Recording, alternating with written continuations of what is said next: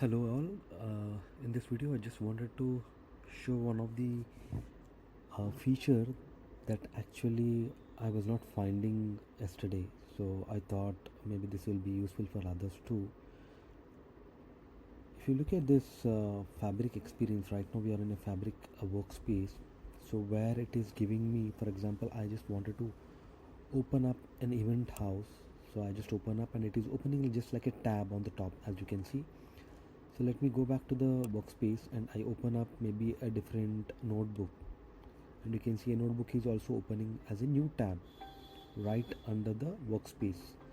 So this horizontal tabbing is a very good feature that we can just switch between two different tabs, right?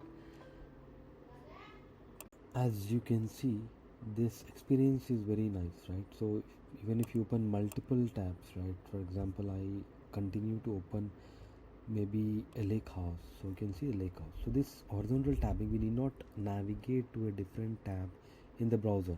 So within the one browser tab you will be able to see all of these elements, right?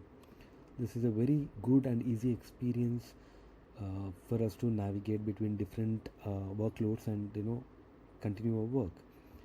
So this is possible when we have this uh, navigation set up as a fabric. As you can see at the bottom, there are two experiences that are there.